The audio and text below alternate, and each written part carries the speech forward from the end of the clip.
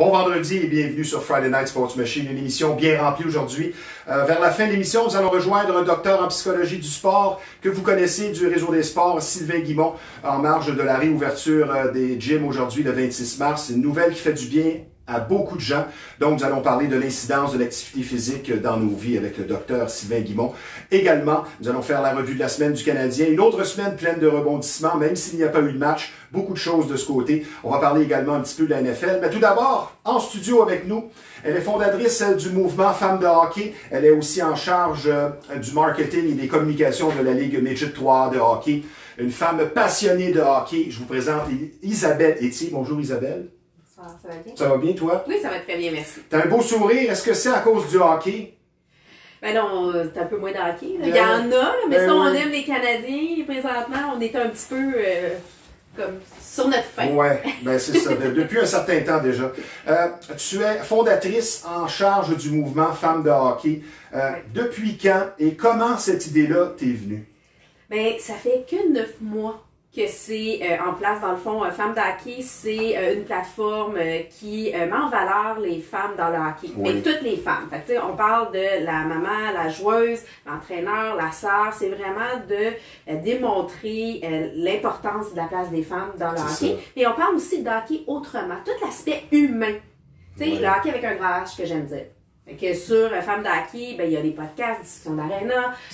On a aussi, tu sais, on met notre étoile, Femmes de hockey. À toutes les semaines, il y a une femme qui est mise en lumière de la communauté ou du Midget 3A ou du junior majeur qui est là parce qu'ils ont embarqué dans l'initiative. Ils trouvaient ça super intéressant. C'est le fun. Ouais. Question aussi de mettre en évidence, de plus en plus les femmes sont mises en évidence dans le monde du hockey, mais les épouses, la maman qui est derrière le petit gars de 9 ans qui s'en va à l'aréna à 6 h du matin. Question de redonner la place qui revient aux femmes. Mais ça, je pense que c'est une très belle initiative de ce côté-ci. Oui, on est vraiment, tu sais, c'est le hockey, de initiation au hockey jusqu'à la Ligue de garage, en passant par la Ligue nationale, le Midget 3, le junior majeur et le hockey féminin, bien entendu. On parle aussi du hockey adapté, tu sais, avec les jeunes femmes qui ont un trouble de l'autisme ou le hockey luge ou le para-hockey selon. Fait que non, on est vraiment avec hockey. Tu sais, on parle d'hockey au sens large, hockey bottine. Ouais. Tu étais venu sur Bâton Rouge Live il y a un an. Parler de ce mouvement qui est bien intéressant. Après une année comme ça, c'est 9 mois. Ouais. Bon, donc ça accouche, comme on dit. Est-ce que ça va au-delà ou en deçà de tes espérances, malgré la crise du COVID? Ben, je pense qu'on est en plein dans le mille. Ouais. Tu sais, je pense qu'il faut considérer, c'est sûr que si on avait eu une saison de hockey, si on avait eu du hockey, tu sais, à part le Canadien puis le junior majeur, puis la Ligue américaine. C'est ça. Tu sais, il n'y a pas beaucoup de hockey, même au niveau, tu sais, je regarde les filles, bon là, on va avoir le championnat mondial qui s'en vient au mois de mai, mais encore là, tu sais, on les a pas eu durant le temps des fêtes. Fait que je pense que considérant la situation, ça se passe bien, les gens répondent présents. Puis quand on va avoir du hockey en septembre prochain, je pense que ça va juste encore plus exploser. Bon, le meilleur est à venir, ça s'en vient. On voit la lumière au bout du tunnel. Maintenant, tu es également beaucoup impliqué au niveau du hockey de la Ligue Midget 3A. Tu es en charge du marketing, des communications, comme tu me disais si bien hors d'onde, et toutes les autres tâches multiples, parce que tu es une femme orchestre. Si on parle de tes fonctions au niveau du Midget 3A, qu'est-ce que tu fais? Bien, je m'occupe de tout ce qui est marketing, communication, c'est-à-dire toute image de marque, les médias sociaux. Ben là, on le sait, on doit changer le nom l'année prochaine. Il y a eu des changements, donc on travaille déjà là-dessus. Surtout en année pandémique comme cette année, c'était vraiment important d'avoir un plan de communication. Puis je fais pas ça tout seul, on s'entend. Il y a plein de gens autour de moi. Je pense à Jean-Philippe, à Yannick Gagné qui est mon patron, M. Marien, Yannick Lévesque, mon président. C'est vraiment... c'est beaucoup de gens dans l'organisation du Midget 3A, mais au niveau communication, c'est vraiment plus... moi, ce qui m'intrigue, c'est sûr qu'en bon québécois, tu es plugué partout dans le milieu du hockey, dans le sport en général, mais qu'est-ce qui fait que tu t'es retrouvé à la barre de cette position-là? Bien, l'organisation cherchait quelqu'un, il voulait faire vraiment un plan marketing, un plan de communication pour augmenter la visibilité. Augmenter aussi les relations avec les commanditaires et tout ça. Donc, ils m'ont contacté, j'ai fait la tournée des équipes. Que j'ai dû arrêter. Malheureusement, j'ai pas fait les 15 équipes, j'en ai fait que 12. À travers la province? À travers la province. Je suis allée à Amos, je suis allée à Rivière-du-Loup, je suis allée à Saguenay. Mais là, j'avais gardé les plus proches autour, puis là, la pandémie est arrivée, fait que j'ai pas pu y aller, mais je les connaissais déjà, c'était pas pire. Au moins, j'ai pu, on s'est parlé via Zoom. Là, ça t'a fait découvrir certaines régions du Québec? Je les connaissais déjà, mais c'était le fun d'y retourner. Maintenant, on va parler de hockey féminin un petit peu plus loin. On va parler de hockey féminin professionnel. Parce que cette semaine, la NWHL, la Ligue de hockey professionnelle de femmes, annonce qu'elle vient à Montréal s'installer. Et toi, tu me faisais remarquer que oui, ça va être du bon calibre, mais ça ne regorge pas non plus des meilleurs joueurs disponibles parce que, un petit peu comme dans le temps avec la WHA, la Ligue mondiale de hockey, ça va être un bon produit par contre, quand même. Oui, mais c'est sûr que c'est une réaction mitigée. On ne sait pas trop, c'est mi-figue, mi-raisin, comme on dit là, dans le langage. Oui, on est content. Plus il y a de ligues de hockey féminin, on en veut, on veut consommer. Maintenant, les 200 meilleures joueuses ne font pas partie de cette ligue-là. Les Team Canada, Team USA, excusez-moi l'anglicisme, mais ils ne font pas partie. Les filles ont décidé de ne pas embarquer lorsque la Ligue canadienne a pris fin, parce qu'ils revendiquent vraiment d'avoir une ligue professionnelle digne de ce nom. Quand on dit rémunéré, climat, conditions, pour pouvoir vraiment avoir un spectacle de qualité. Puis je pense qu'on est rendu là. Fait que, mais là, la bonne nouvelle, c'est que celle qui a fondé la NWHL, elle a quitté ses fonctions. Puis ce que je comprends, c'est qu'il y avait une source de... Tu sais, je ne suis pas dans toutes les discussions, là, mais... Même Kim Saint-Pierre en parlait hier de cette situation-là. Fait que peut-être que ça va ouvrir des horizons, puis que, en tout cas, moi je le souhaite, que la Ligue nationale embarque, qu'on ait vraiment une ligue. Il est temps de redonner la place qui revient à la femme, spécialement au niveau professionnel, parce qu'il y a vraiment un gros décalage dans les salaires. On comprend que maintenant, spécialement au hockey, on voit ça aussi au basketball, au baseball, les salaires sont du côté des hommes, des joueurs plutôt, et les femmes, il y a un trop grand écart. On comprend que les propriétaires ne sont plus ceux qui tirent les ficelles de tout, mais on voit que le salaire des femmes, c'est ridicule par moment. Là. Ben, il y avait justement une publication là, sur les médias sociaux, Mélodie Daou partageait ça, là, je vous inviterai à aller voir ça, la différence de salaire. C'est incroyable. Le seul sport, on parle dans tous les sports, on parle de basketball, on parle de soccer, on parle de hockey, mais quand on regarde, la seule place où il y a vraiment une meilleure équivalence, c'est pas la parité, mais meilleur équilibre, c'est le tennis. Et le tennis, il y a eu vraiment un avancée spectaculaire. Puis moi, j'aime ça aussi, comparer le hockey féminin avec le hockey masculin versus le tennis masculin et féminin. Je trouve que c'est une belle façon de dire, on aime regarder les deux. Mais c'est le même sport, mais ça se joue différemment. Quand tu vas aller voir les gars jouer, c'est tout en puissance, c'est le service. Là. Il y a un petit peu moins d'échanges, ça dépend qui joue, mais quand même. Tandis que les filles, il y a de la finesse, on voit l'élégance, mais c'est un peu la même chose au hockey. Et pour ceux qui ont le préjugé de ne pas regarder des matchs impliquant des femmes, on a vu ça dans les Olympiques et puis tout ça, je veux dire, c'est très relevé comme spectacle, ça vaut la peine et tout ce qu'on souhaite, c'est qu'il y ait un retour du balancier pour les salaires parce que ça n'a plus aucun sens. Là, ce n'est plus une surprise parce qu'on en a parlé avant l'émission. Est-ce que c'est en ton honneur que la coupe Stanley de la NWHL se nomme la Coupe Isobel? Pour expliquer aux gens pourquoi. Ben non, malheureusement, j'aimerais ça, mais c'est peut-être une raison pourquoi j'aime autant le hockey. Mais non, l'histoire de Isabelle Stanley, c'est la fille de Lord Stanley, le gouverneur général du Canada, qui, la Coupe Stanley qu'on connaît aujourd'hui, la Coupe très Qui ne connaît pas la Coupe Stanley? C'est de ce gouverneur général-là qui avait remis. C'est sa fille, Isabelle Stanley, qui était de la première partie répertoriée, qu'on dit, en 1890. C'est ça. Fait que, ça fait un bout, là. Fait que, non, effectivement, non, c'est... Mais c'est beau, hein, Isabelle? J'aime ça, moi, comme nom. Bien certain, c'est un beau prénom. J'ai changé mon nom. Moi, ça me fait penser à Elizabeth Norris, qui a son nom sur la Coupe Stanley. Elle faisait partie de la fameuse famille Norris, qui sont derrière les succès en étant propriétaire, coach, entre autres, des Red Wings de Détroit des années 50. Tu regorges de passion envers le hockey. As-tu d'autres passions pour les gens qui apprennent à te connaître dans ta vie professionnelle et dans tes loisirs? Peut-être que tu me dirais, moi, la fin de semaine, je fais de l'escalade. Non, j'ai le vertige. Bon. C'est impossible. Qu'est-ce que tu aimes faire dans tes... j'allais dire dans tes temps libres, tu n'en as pas. Mais quelle autre passion est-ce que tu vis? J'aime tous les sports, en fait. C'est tous les sports. Il n'y a aucun sport que tu n'aimes pas? Non. Non? OK. Il y en a... Non, en fait. La pêche, ils disent que c'est un sport. Là. Non, j'ai peur des poissons, fait que c'est non. Bon. Mais sinon, non, j'aime regarder. Quand tu parles des petits poissons rouges? Non, quand même. Non, OK. Quand même. Mais t'es nommé dans le snorkeling, c'est non, je veux pas que les poissons me touchent. Fait que tu n'iras pas, disons, à la mer, marcher loin dans l'eau s'il y a toutes sortes de bébites là-dedans. Je veux pas les voir. Si je vois pas, c'est correct. Okay. Mais sinon, tu sais, comme, j'aime le basket, j'ai joué, football surtout, boxe, F1. tout ce qui est course automobile. J'ai travaillé avec Alexandre Tagliani, qui a été vraiment une belle expérience. J'aime tous les sports, le golf, le tennis, que je pratique, que j'aime. Mais aussi, je suis une fille qui aime la bouffe, qui aime tout ce qui est mode, finalement, design. tu aimes presque tout. Mais quelqu'un qui aime autant le sport, comme dans le Midget 3A, tu as visité l'entièreté pratiquement du Québec. Oui. Je veux dire, ça prend un conjoint compréhensif. Et si tu n'as pas un conjoint qui aime le sport et qui se contente de regarder la télé et qui ne sait même pas du hockey, avec ses chips, je pense que ça ne marcherait pas tellement longtemps. Alors, lui, il est bien heureux. Hein? Il sent bien. Puis, de toute façon, on peut regarder avec des chips notre sport. Bon. On n'est pas obligé de le pratiquer tout le temps. C'est ça. C'est bien dit. Isabelle, le Canadien connaît une crise du COVID. Déjà que la saison, c'était pas fort comme rendement. Ça donne, comme dans le bon vieux temps, une semaine off, un bye week, comme on dit en anglais. On avait ça dans le temps avec la pause du match des étoiles. Ton appréciation de la mi-saison jusqu'ici du Canadien, et étais-tu d'accord avec le congédiement de l'entraîneur-chef Claude Julien?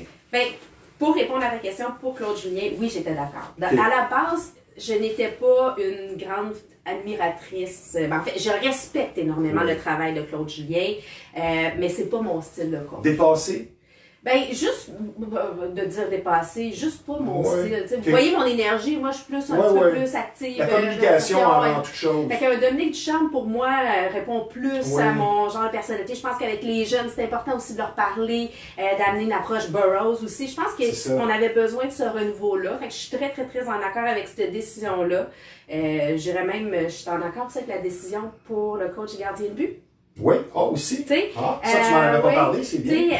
Pour donner un boost ou parce qu'encore là, le message ne passe plus? Ben, tu sais, des fois, on a besoin de changer la façon de se faire parler. Oui. Je pense que... C'est comme dans un couple. on peut pas changer dans le couple, on aime ça non, mais on va faire un ajustement à un moment donné, tu sais. Mais tu sais, je pense que Stéphane White, qui est un excellent coach de gardien de but, on s'entend là. Mais je pense que Carey était rendu qu'il avait besoin justement d'un changement. Moi, j'ai aimé aussi le passage, je connais très bien Marco Marciano. Oui. C'est l'entraîneur justement de Félix, mon neveu. Donc, je pense que... Puis on l'a vu tout de suite. Moi, en tout cas, j'ai vu la différence dans le body language, dans le langage corporel de Carey. Il se replace. Il avait juste besoin, tu sais, il sait ce qu'il y a à faire, on s'entend, là, c'est un des meilleurs, là.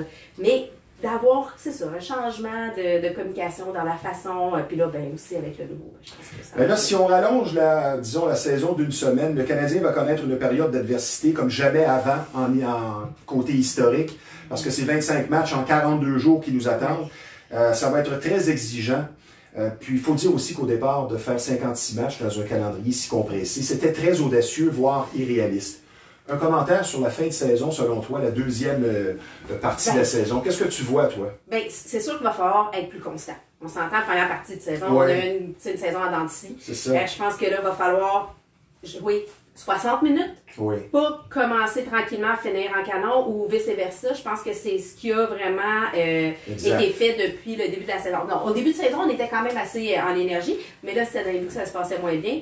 Là, je pense que tous les éléments ensemble, va falloir être vraiment gestion d'énergie, nourriture, repos. Ça va être vraiment sur le plan ça va être un mental casse-tête et physique. par moment. C'est là peut-être que toutes ces acquisitions de Marc Bergevin, aussi donner des chances à des jeunes, des joueurs de la Ligue américaine et tout ça.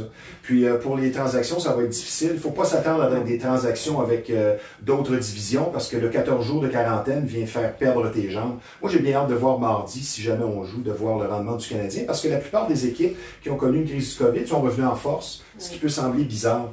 Isabelle, quelqu'un qui écoute ça et il se dit, moi, je veux voir qu'est-ce qu'elle fait. Il y a ton Facebook personnel. Oui, mais femme de hockey. Femme de hockey. Ben, femme de hockey, c'est femme de hockey avec un D apostrophe. Je sais, c'est de hockey, mais on parle, on est dans la région. Fait que c'est femme de hockey. On est entre Québécois. Facebook, Instagram, YouTube, Twitter. Le site femme.hockey. Femme.hockey. Tout simplement. Pas de .com, pas tout.ca. Nous, on est hockey 100%. Donc, c'est facile. On va voir tous les podcasts, les entrevues, les discussions. Nos étoiles sont toutes là. On va se souhaiter un restant de saison autant féminin que masculin qui va nous apporter beaucoup d'action, beaucoup de joie. Je te souhaite longue vie à ton mouvement.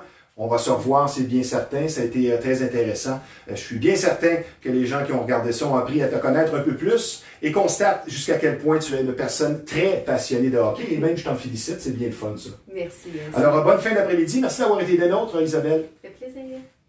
On va poursuivre maintenant avec la semaine de fou du Canadien. Ben, c'est beau, si tu dois... Oui. Parce que je vais y aller avec la semaine du Canadien. Parfait. Merci Isabelle. Une vraie semaine de fou du Canadien cette semaine. On pourrait penser qu'il n'y a pas grand-chose à dire parce qu'il n'y a pas eu de match, mais bien au contraire. On va reculer dans le temps, on va aller jusqu'à vendredi dernier, cette fameuse défaite en prolongation du Canadien, une 9e cette année.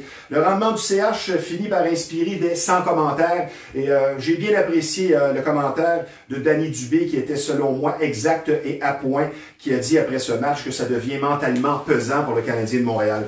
Donc cette défaite de 3-2 contre Vancouver en prolongation qui fait dire à Martin McGuire après le match, qui pose une question dans le point de presse justement, à Dominique Ducharme, qui était sur la défensive. Est-ce que c'est un point de vue technique ou une question de travail pourquoi que le Canadien n'obtient pas de résultats? Et quand tu reçois de telles questions, c'est qu'il y a anguille sous roche. C'est sûr que Dominique Ducharme était, comme je vous le dis, sur la défensive, pas très à l'aise de recevoir une telle question, spécialement de Martin McGuire, qui représente la voix officielle du Canadien de Montréal au 98.5. Et finalement, ça a été un duel de gardien de but remporté par Carey Price, une fusillade avec 6 rondes. C'était très spectaculaire. Et qui d'autre que Tomas Tatar pour venir faire 5-4 pour le Canadien. Ça donne la victoire samedi, enfin. Comme je vous le dis, un duel de gardien de but, ça fait du bien. Ça prend des victoires collées pour le Canadien. Et toujours samedi, ce match offensif, c'est bien certain que, comment je pourrais dire, c'est bon pour l'équipe. Mais on voit en prolongation le Canadien qui essaie d'être dominant, mais qui n'y arrive pas. C'est 4 ou 5 fois des passes dans notre propre zone, vers notre gardien de but, pas capable d'entrer dans la zone adverse, tout simplement incapable de marquer en prolongation. C'est pas très bon du côté du Canadien, incapable en surtemps de se faire valoir. Lundi, c'est une semaine qui commence très mal, c'est mauvaise nouvelle par-dessus mauvaise nouvelle. Comme on dit, un malheur n'arrive jamais seul. Tyler Toffoli, on nous annonce qu'il va rater les 3 matchs contre Edmonton et affronter les meilleurs sans ton joueur numéro 1. Parce qu'il faut le dire, les Oilers en attaque présentement, c'est l'équipe qui fait flèche de tout bois. C'est une semaine difficile et comme je vous le dis, l'adage qui dit qu'un malheur n'arrive jamais seul. Après, on a appris que c'était la COVID. Donc, aucun match du Canadien. C'est pas sûr qu'on va jouer mardi contre Ottawa. Et certains diront, ben, ça va donner une semaine de plus aux Canadiens pour se reprendre et que d'affronter Edmonton sans Toffoli, ça n'aurait peut-être pas été les résultats qu'on voudrait. Donc, c'est une semaine de congé inattendu, ce qu'on dit en anglais un bye week. Dans le cas de Toffoli, c'est toujours les éternelles blessures au bas du corps. On ne sait pas, c'est-tu le genou, c'est-tu la hanche, c'est-tu la cuisse. En tout cas, c'est dans le bas du corps. Ça donnera une chance aussi de se racheter pour certains, comme Suzuki, peut-être de regarder des vidéos et de voir ce qu'il pourrait améliorer et reprendre des forces, parce que ça ne sera pas de la tarte. Ça va être très difficile comme fin de saison. Donc, lundi, c'était l'annonce de la COVID. On s'attendait à un test 3 fois plutôt qu'une contre les Oilers. Et Martin McGuire, lui, qui dit que d'écrire des matchs avec Connor McDavid et son compagnon de trio Léon, ça demande beaucoup de concentration parce qu'on le sait, Connor McDavid, à chaque match, il a l'habitude au moins une fois ou deux, end-to-end, d'un bout à l'autre de la patinoire, de monter la rondelle. Et moi, je peux vous dire personnellement, j'entends ce commentaire-là aussi sur les différentes tribunes téléphoniques, de ceux qui ont regardé le hockey, là, qui connaissent le hockey, disons, depuis 30-40 ans, c'est probablement le joueur le plus rapide de toute l'histoire de la LNH en possession de rondelles quand c'est le temps d'aller en zone adverse. C'est incroyable de le voir aller. Connor McDavid aussi, dans son cas, ce qu'on remarque dans la définition des grands du sport, il a les 2 points exactement, comment je pourrais dire, c'est un prototype. Il a soif de victoire, il prend les choses en main comme les grands dans ce sport et il cherche toujours à s'améliorer. Moi, ce que je dis souvent, c'est de viser la perfection même si on ne va pas l'atteindre, mais ça veut dire que tu veux t'améliorer. Un commentaire au 91.9 cette semaine de Bob Hartley, qui est maintenant derrière le banc d'une équipe dans la KHL et il est toujours en séries éliminatoires, ça va bien. C'est que l'avenir du CH cette saison, il faut regarder devant les points à aller récolter. Ça ne sert à rien de penser aux points qu'on a perdus, notamment en prolongation jusqu'ici. C'est une question de bâtir un momentum. Et la clé, c'est Carey Price. On n'en sort jamais. C'est encore Carey Price qui représente le succès du Canadien. On a quand même un avantage sur des équipes comme Toronto. Toronto qui représente une formation puissante, mais non pas un gardien comme Carey Price. Donc c'est un avantage pour le Canadien, mais c'est la bonne vieille rengaine. C'est encore le gardien de but ou c'est rien. Et les explications aussi de Bob Hartley, pourquoi que le Canadien n'offre pas un si bon rendement à domicile, mais c'est bien simple. Le Centre Bell est très intimidant pour l'équipe adverse. Et là, c'est pas le cas. Il n'y a pas de partisans dans les gradins. Une autre mauvaise nouvelle, on peut dire, lundi, Jordan Harris, un espoir du collégial du CH, qui décide de ne pas signer avec le Canadien. Mais il ne faut pas s'inquiéter, on a déjà vu ça dans le passé, parce que dans son cas, il est sérieux dans ses études et dans son développement. Il voudrait jouer une saison complète avant d'accéder au rang professionnel, que ce soit dans la Ligue américaine avec le Rocket ou avec les Canadiens de Montréal. Il pourrait devenir donc autonome, selon les règles, le 15 août 2022. Mais comme je vous le dis, il ne faut pas s'inquiéter. C'est un joueur qui a beaucoup de présence. Ce n'est pas inquiétant. Il joue pour Northeastern. Donc, le retour, ça serait mardi prochain. Le Canadien qui ne pourra pratiquer que lundi, ça ne sera pas facile. Il y a aussi un voyage vers Ottawa. Ça va dans un sens ou dans l'autre pour plusieurs. Je vous dirais qu'il y a certains joueurs qui vont donner l'impression de s'être ressaisis. Et pour d'autres, ils auront probablement carrément perdu leurs jambes. On verra ça en troisième période. Mais historiquement, là, cette année, les équipes qui ont souffert de la période d'une crise du COVID sont revenues en force. Donc, on va se croiser les doigts en espérant justement que le Canadien puisse se reprendre et revenir vers la victoire. En avantage numérique, on a décidé de réunir Corey Perry et Brendan Gallagher. Et plusieurs disaient, drôle d'idée, deux joueurs du même style. Mais pourtant, c'est une bonne décision de Dominique Ducharme et de Alex Burrows. Puisque ça fonctionne, il restera à régler le problème des prolongations où le Canadien semble jouer vraiment sans aucune confiance. C'est un bon point aussi depuis que Dominique Ducharme et Alex Burrows sont en poste, c'est que l'avantage numérique fonctionne à plein, 76,4%, et exactement le même pourcentage en désavantage numérique, soit 76,4%. Décidément, la saison du Canadien de Montréal nous laisse sur notre appétit, que ce soit à cause du rendement ou à cause de la COVID. Il faut dire aussi que le Canadien, tout comme Toronto, ça c'est un point de vue personnel, mais je pense que c'est un point de vue qui est partagé par plusieurs connaisseurs du hockey. Toronto et Canadien sont deux équipes qui vont être jugées selon leur rendement en série, parce que ça fait longtemps que les partisans sont assoiffés. Et encore là, il faut faire les séries, c'est pas sûr du tout. Le rendement du Canadien, jusqu'ici, on peut dire à la mi-saison, c'est 14-8-9, donc 14 victoires, 17 défaites. Ce qui est inquiétant, c'est que le Canadien, historiquement, on voit ça parfois des équipes qui dominent à domicile et si tu es moins bon sur la route, ben c'est pas grave parce que tu es presque imbattable à domicile. On voit des équipes comme Washington qui sont dures à battre à domicile. Mais ça, c'est inquiétant. Oui, il n'y a pas de partisans, mais sur ta propre patinoire, tu connais bien les lieux. Tu devrais t'imposer un peu plus puisque le Canadien à domicile a 6 victoires, 7 défaites. Et sur la route, 8-10. Connor McDavid trône au sommet des marqueurs de la LNH avec 60 points et son compagnon de trio, Léon, lui, n'a que 50 points, ce qui est déjà beaucoup. Et 60 points en quelques 30 matchs, ça nous fait penser à Wayne Gretzky dans le bon vieux temps avec ses 2 points par match. Au fait, moi j'aurais une question pour vous. Êtes-vous tanné, êtes-vous épuisé de cette division Nord? Plusieurs d'entre nous étaient vraiment excités au début, mais là on commence à être peut-être un petit peu tanné des séries de matchs comme la semaine prochaine. On était censé avoir 4 matchs d'affilée contre Ottawa. C'est beau se comparer au baseball, mais le hockey, c'est tout à fait différent. Moi, ce que j'ai bien apprécié, c'est chapeau à la LNH, parce que dans cette crise que vit le CH concernant la COVID, il n'y a rien d'improvisé. Le protocole est prévu et respecté. Comme le disait si bien Dave Tippett, quand ça sera le temps de reprendre ces matchs, il ne faut pas pénaliser aucune des deux équipes. Il n'y a pas de place vraiment pour insérer des matchs. Ça va être difficile, ça va être très compliqué. Donc, une semaine de rêve, 4 matchs remis. C'est ce qu'on s'attendait à avoir vraiment des belles formations s'amener ici, comme les Oilers d'Edmonton. Le protocole a été vraiment respecté. Félicitations. Dites-vous bien, si vous êtes partisan, que peut-être ça nous a évité 3 défaites, peut-être en prolongation contre les Oilers, parce que sans Tyler Toffoli, moi personnellement, je n'étais pas très confiant. Maintenant, en marge de la réouverture, on va passer du hockey à l'entraînement, spécialement à l'aspect psychologique.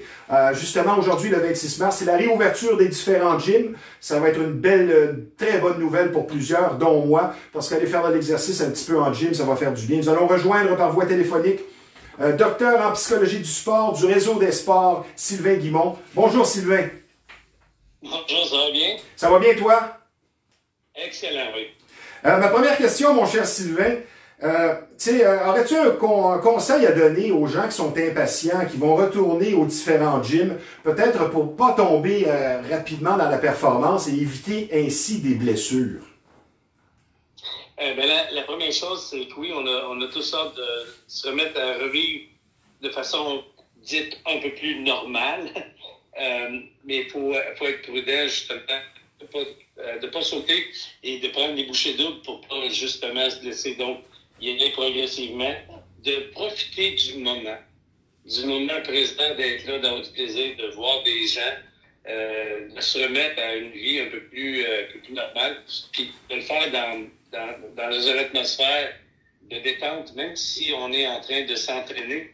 Je pense pas qu'il y ait personne qui s'en va aux Olympiques cet été, là, parmi ceux qui m'écoutent en ce moment. Peut-être quelques-uns, mais probablement pas la majorité des gens. J'aime beaucoup ta réponse, Sylvain, parce que le phénomène de la performance fait que les gens, parfois, en bon québécois, se garochent. Pour ceux là qui ne s'entraînent pas dans un gym, mais qui sont quand même actifs, qui peut-être ne comprennent pas la souffrance psychologique de ceux qui depuis des années s'entraînent et qui sont privés de leur gym, ça serait quoi ton commentaire là-dessus sur les gens là qui se sont vus privés de leur gym pendant 3 mois? C'est quoi l'incidence psychologiquement?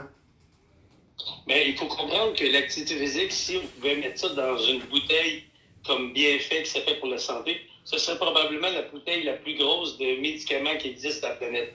C'est à cause des endorphines, à cause de ce que ça crée, à cause de l'euphorie que ça crée de s'entraîner, d'être bien. Donc, les gens qui en sont privés pendant un certain temps, ben, c'est certains qui ont vécu des moments difficiles.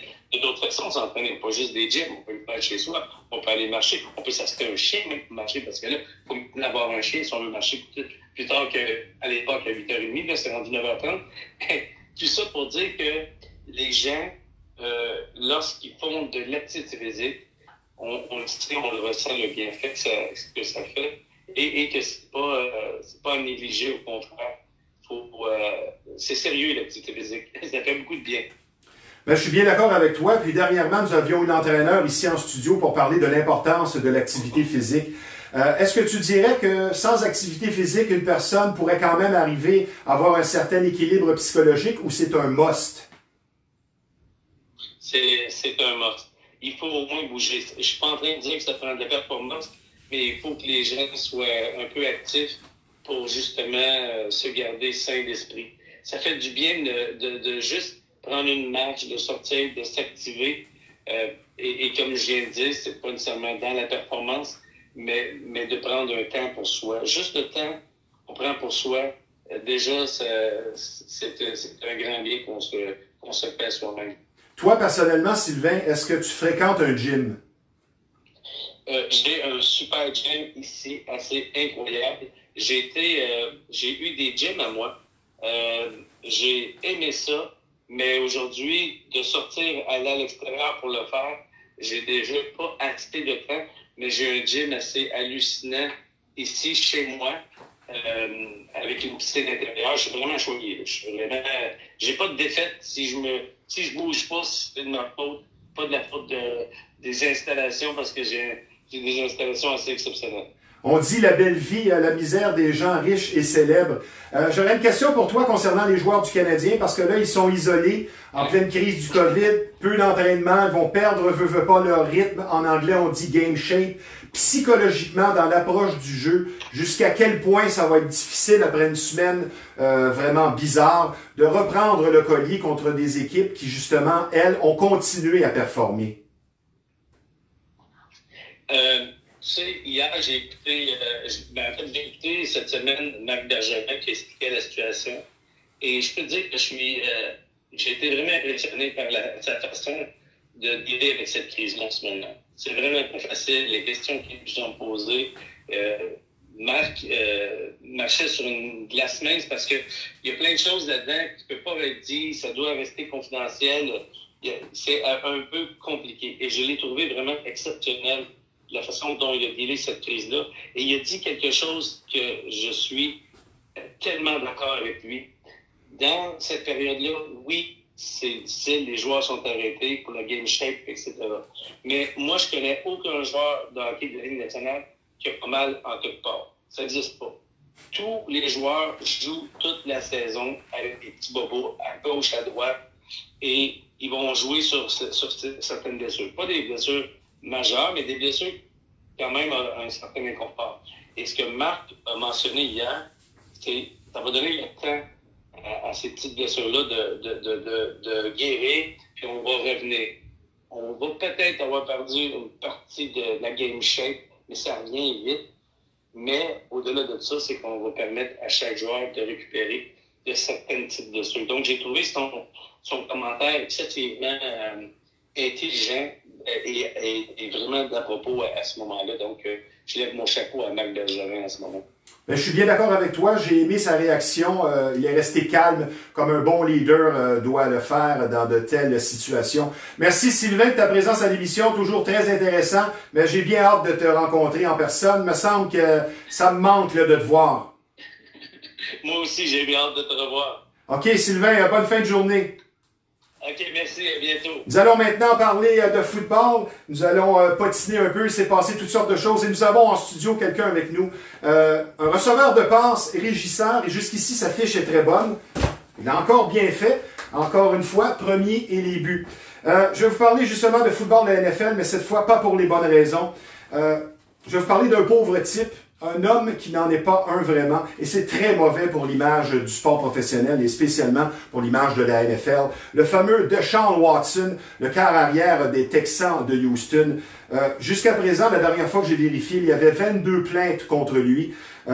Il y a maintenant des preuves qui sont là, probablement ce sont des traces d'ADN et ainsi de suite. Plusieurs poursuites civiles de ce joueur qui fait presque 40 millions par année. Inconduite sexuelle, assaut. On le qualifie de prédateur sexuel en série. Et c'est bien la preuve que tu as beau faire 40 millions de dollars par année, ça ne veut pas dire que tu as une tête sur les épaules. Et probablement que lui souffre du syndrome de Dieu, se croit au-dessus de toutes les lois. C'est un amateur, monsieur, des massages.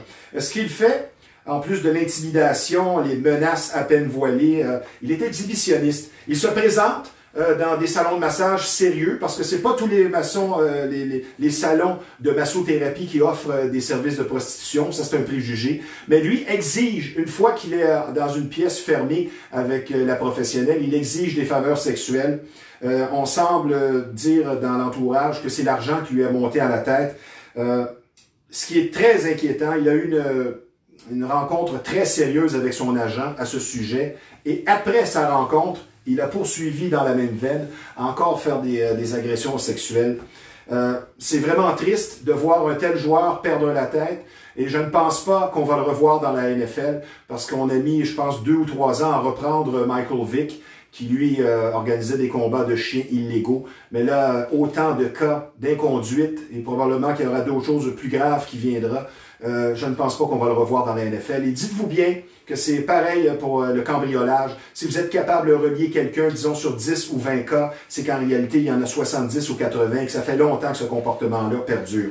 Je vais maintenant vous parler des Pats, des Pats de la Nouvelle-Angleterre, qui sont en train, peut-être, on dit, la revanche de Bill Belichick. Jamais il y a eu autant d'argent consenti sur des contrats garantis dans la NFL. Maintenant, pourtant, le plafond, c'est 16 millions de moins que l'an dernier qui est accordé. Et on s'attendait à une augmentation de 11%, de 11 millions pourtant. Donc, ça veut dire que c'est 26 millions de moins que ce qui était escompté. Mais pourtant, les Pats ont dépensé à souhait. Et je vais vous faire la nomenclature de certains des joueurs qu'ils ont été chercher.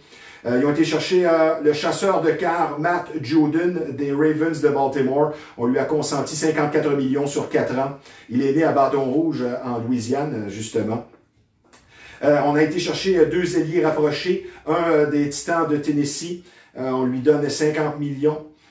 Jonnu Smith, plutôt, excusez. Hunter Henry, lui des Chargers de Los Angeles, qui vient se joindre pour un contrat de 37 millions. On a été chercher un centre, David Andrews, mais lui, il faisait déjà partie de l'équipe. On l'a re-signé, il devenait agent libre. On a été chercher 2 receveurs de passe, soit Nelson Aguilar des Raiders de Las Vegas, bonne équipe, et Kendrick Bourne des 49ers, et finalement un demi de coin très talentueux, Jalen Mills des Eagles de Philadelphie. Et déjà, les pronostics sont sortis, les connaisseurs de football mettent dans cette conférence les Pats dans le top 3 déjà. Et il y a Cam Newton qui devrait faire un retour, mais probablement qu'à cette position clé, on va essayer d'aller chercher un joueur plus fiable. Mais Cam Newton, il a encore quelque chose à apporter. Et plusieurs disent que c'est la revanche, justement, de Bill Belichick. Ça serait intéressant de voir un affrontement l'an prochain entre la Nouvelle-Angleterre, justement, et les Buccaneers et le fameux Tom Brady. Une petite anecdote maintenant de baseball.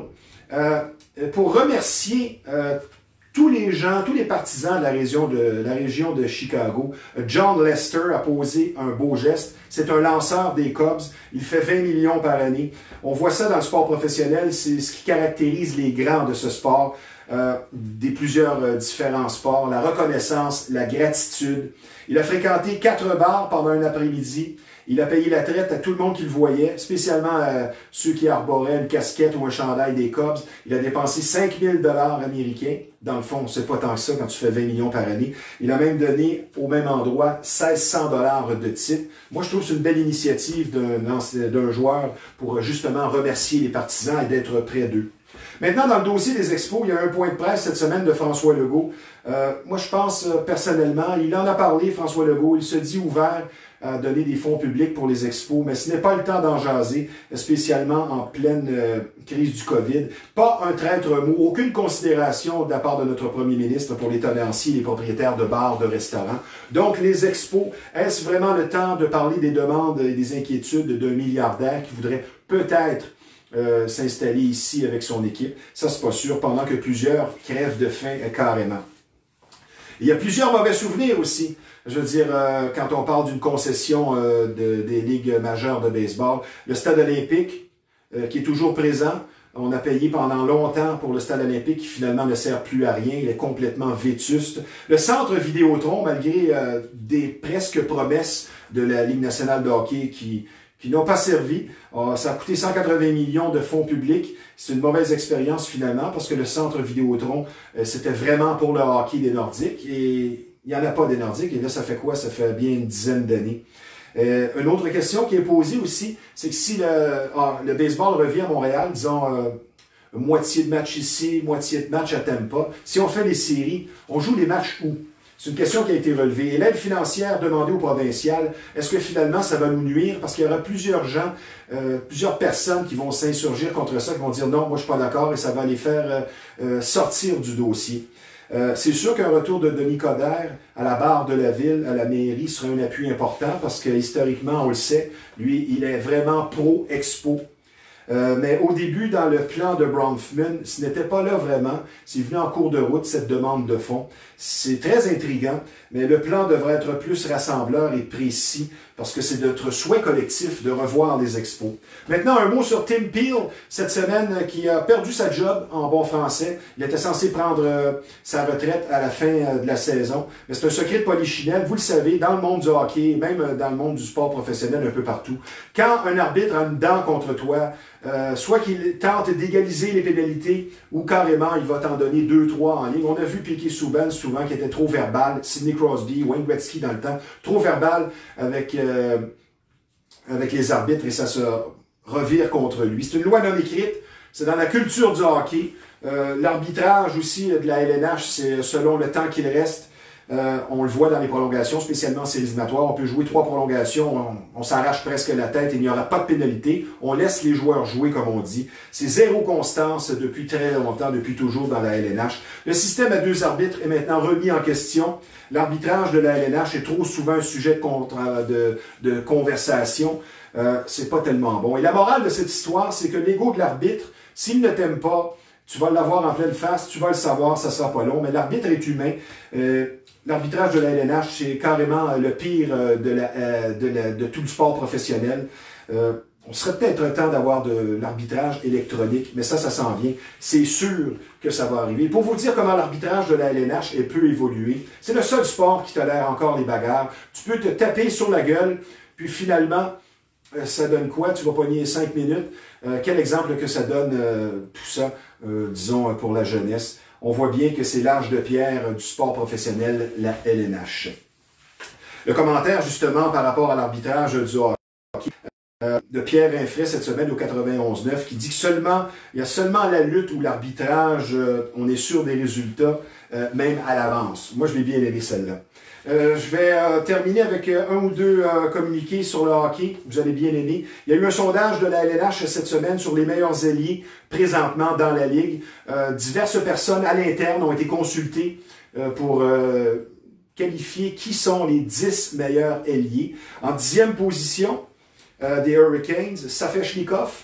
un joueur que l'on apprend à connaître, qui est vraiment très talentueux. En 9e position, Mikko Rantanen de Colorado. En 8e, Mitch Marner de Toronto, un joueur qu'on a dans la face souvent ici à Montréal, très talentueux.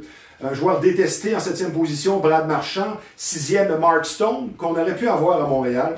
En 5e position, un joueur qui cette année fait vraiment un beau retour, c'est Patrick Kane. Il a joué son 1000e match mardi. Il a 3 Coupes Stanley en carrière.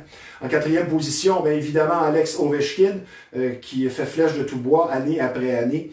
Et en 3e position, plutôt, Arturi Paranin des Rangers, qui lui aussi a beaucoup de talent, un joueur qu'on aurait bien aimé à Montréal, mais ça coûte très cher. En 2e position, Nikita Kucherov, qui ne joue pas cette année. On voit combien Tampa Bay est puissant. Ils ont remporté la Coupe Stanley sans Steven Stamkos. Et là, ils sont en train de distancer tout le monde au classement général sans ce joueur. Et le meilleur ailier à l'interne dans la Ligue nationale, eh bien, selon le sondage, c'est David Pastrnak. Moi, je suis bien d'accord avec ça. C'est vraiment tout un joueur de hockey. Un incident qui s'est produit ce week-end, c'est Alexis Lafrenière qui n'a joué que 7 matchs contre l'équipe qu'il affrontait, des Rangers de New York, puisqu'il l'a avoué lui-même, le coach remplaçant de la Ligue américaine, Chris Nabla, il l'avait complètement oublié sur le banc. Ça prouve que tout est possible, mais ça, c'est le manque d'expérience jumelé avec la nervosité qui vient expliquer de telles choses. C'est un coach de la Ligue américaine qui doit prendre à pied levé une équipe de prestige comme les Rangers. C'est pas facile. Donc, Alexis Lafrenière qui a été carrément oublié sur le banc. Ça doit pas être facile pour les Go. Je vais terminer en vous parlant de la pire équipe de hockey au monde. C'est une équipe de Yük Selis qui fait partie de la Super League en Turquie. Ils avaient pourtant gagné leur premier match de la saison par un score bizarre de 15-7, mais depuis, ils ont encaissé des défaites très, très difficiles. 38-0, vous avez bien compris, 48-1, 38-2. Un autre match, ils ont mieux fait, ils ont perdu 29-3, et il y a également un 35-0. Il me semble que ça doit être bizarre de regarder un match, surtout si tu es sur place et que ça finit 35-0 en 60 minutes. Il semble que ça n'a aucun sens et on dit que c'est une super ligue, mais semble-t-il que ça, c'est la pire équipe de toute l'histoire du hockey. Je vous laisse sur une note, c'est le gym qui rouvre aujourd'hui. Tous les gyms, moi je vous parle de TriStar Gym, on vous offre ambiance et compétences, une très belle salle de musculation pour pratiquer tous les sports de combat, c'est l'endroit. Beaucoup d'expérience vous attendent sur place. Pour répondre à vos besoins, allez voir coach Jabouin qui est sur place, qui était avec nous à l'émission il n'y a pas tellement longtemps, qui a 31 combats MMA en carrière. C'est situé au 530 Notre-Dame à Repentigny, TriStar Gym, ambiance et compétences. Sur ce, bon week-end. Ici Stevie Ray. À la semaine prochaine.